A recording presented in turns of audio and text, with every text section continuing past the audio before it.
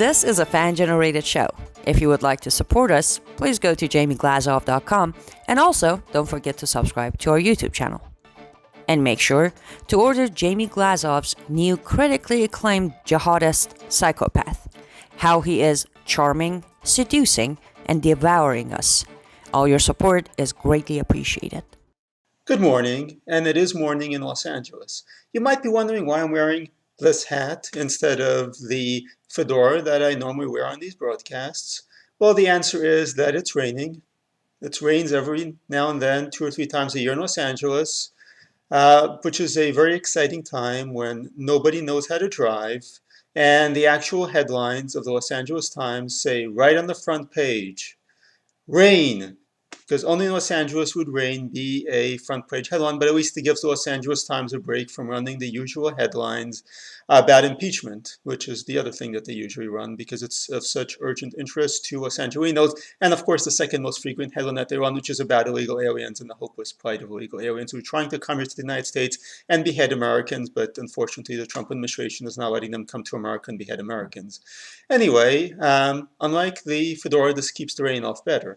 Now, back when I was in New York City, and I am a former New Yorker of recent vintage, I had one of these, which was a New York Yankees cap. And back before that, in my Brooklyn days, I had the orange and blue Mets cap. But, after a while, the Mets never actually win anything. And I had to drop the Mets cap because, you got to win something. Anyway, my topic for today is going to be about New York City, actually, rather than LA. And about Michael Bloomberg's incredible tenure as mayor of New York City. Because Bloomberg now wants to run for president, yes, there are some people who are going, well, he was a pretty good mayor. No, he wasn't. He was actually a really terrible mayor. The thing is that he was succeeded by Mayor Bill de Blasio, who was an enormously, gargantuanly terrible mayor. So it's a curve issue. That's what we're dealing with here. It's like you get your car broken into by some homeless guy who just steals a few crackers, and then afterwards you're attacked by a serial killer. So really the homeless guy stealing crackers is not that big of a deal, and that's Mayor Bloomberg. He's the homeless guy stealing crackers. Compared to the serial killers of the Democrats who then succeeded him, he was really not so bad at all because, he managed to somewhat manage the finances. He didn't drive the city completely into over an embankment. He didn't do the Thelma and Louise moment at the very end, which is what Bill de Blasio was doing. He didn't license criminals to commit crimes, though considering his current apology for stop and frisk, there's every reason to think that he will now actually be licensing criminals to commit crimes because in all fairness, that's the platform of the Democrats at this point. Criminal justice reform, which is also snuck into some Republican platforms, but another topic for another time. Anyway, back to Bloomberg's time in New York. So I left New York in part because of Bill de Blasio, but things had already been declining quite a bit even under Bloomberg. My favorite Bloomberg memory is still the 3-day blackout. Back then I was still working for the Freedom Center, so I was still trying to do posts on the Point regularly on the Freedom Center site, but I couldn't do that because no electricity, no internet, no lights, no running water. If you're in a building that's more than a few stories, you're using electricity to get the water up, which means no running water, which means no bathroom, which means not much of anything.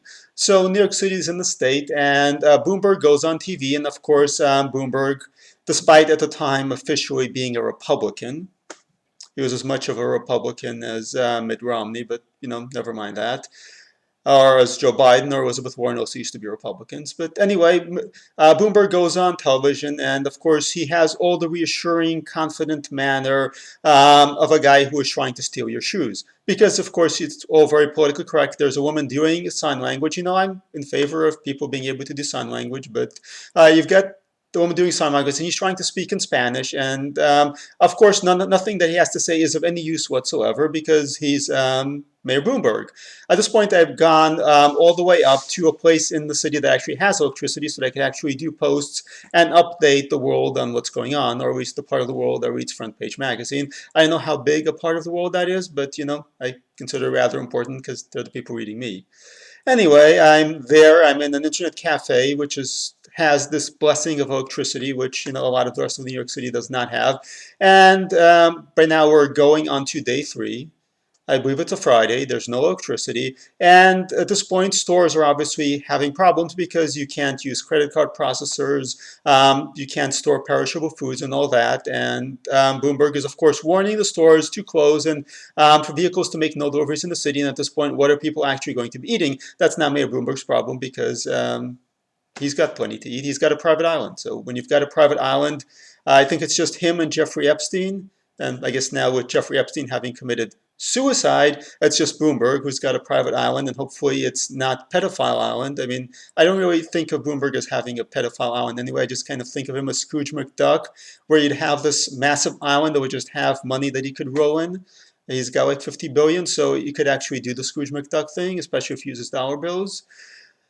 But anyway, that was one of my favorite episodes from the Bloomberg administration. The Bloomberg administration was absolutely terrible. Yes, people think of the Bloomberg administration as being about banning salt and large sodas. And yes, Bloomberg was doing that. And yes, he was banning elevators because, of course, you want people to have to use the stairs because that will make them healthy, because that will make socialized medicine more affordable. He also wiped out the streets of New York City. I think it was pretty much him and Robert Moses, and Robert Moses never got into Manhattan, and Bloomberg got into Manhattan. Thus, if you visit Times Square at this point, you'll see that there's hardly any room for cars to go. There's a whole lot of pedestrian plazas, and these pedestrian plazas are filled with creepy people who are wearing costumes. So you're going to have these little creepy people who are illegal aliens wearing Elsa costumes from Frozen and trying to get parents who are tourists to take pictures with kids. And those parents will say, oh, yes, these are Disney characters because they're in New York and this is Disneyland. And instead, it's these creepy illegal aliens who will threaten to stab you if you don't then pay them $20 afterward. Just to make the atmosphere even creepier, at Times Square, you've got, or you at least you had, these half-naked women who were illegal aliens from Venezuela who would also insist on taking pictures with people and then threatening to stab them if you didn't pay them $20.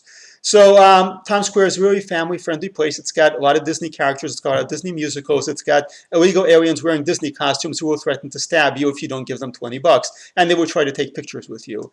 So this is very much Bloomberg's legacy because Bloomberg's idea was you shouldn't actually have cars in New York City, and that's something that Mayor Bill de Blasio has carried out on, where you actually have congestion pricing in Manhattan. But it effectively means that you can't drive in Manhattan thanks to Mayor Bloomberg because Bloomberg does not want people driving. People other than him, of course, because, you know, of course, obviously Bloomberg was being driven.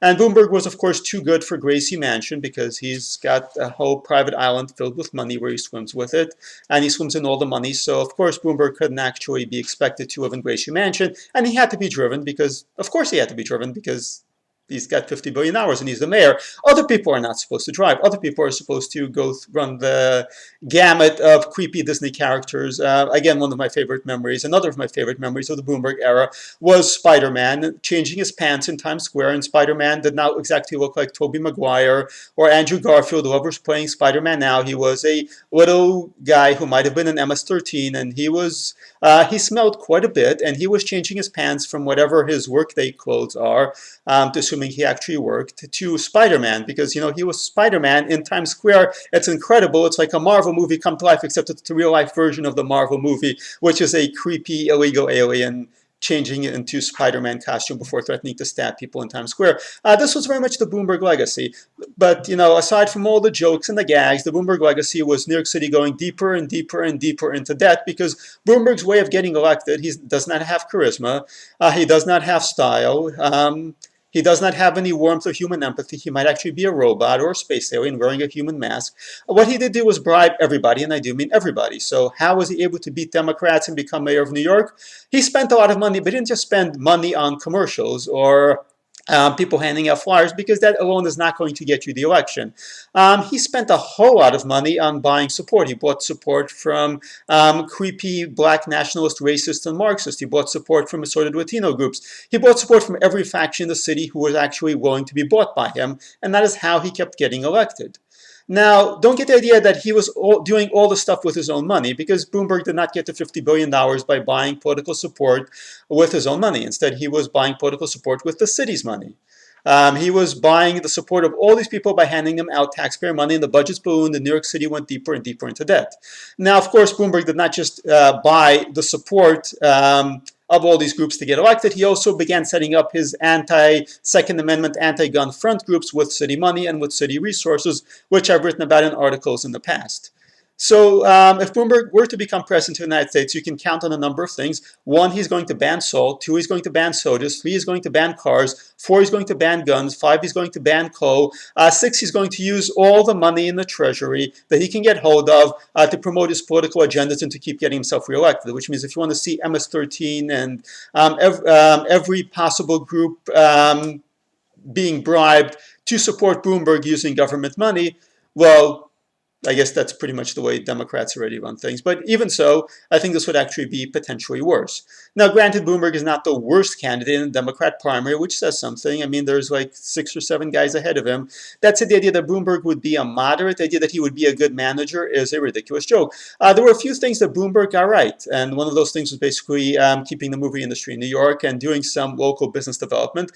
Businesses were happy with Bloomberg. That said, nobody else was happy with Bloomberg because Bloomberg's approach was to run the city into the ground or bribing everybody. Now, he did a whole bunch of favors for corporations, which is really neat if you're a corporation. I am not a corporation, and thus I did not stay in New York because I actually liked my salt, I liked my large sodas, I even liked my coal.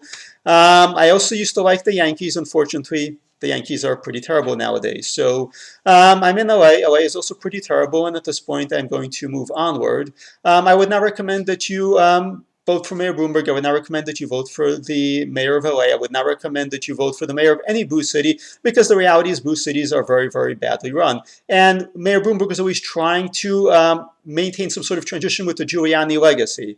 At this point, he would be trying to maintain the transition with the Obama legacy. If you want to imagine the worst of both worlds, that would be a Bloomberg administration, which is out to completely nanny state and control everything you eat and everything you do, and to dissuade you from driving a car and making sure you take the bus, even in areas that have no buses.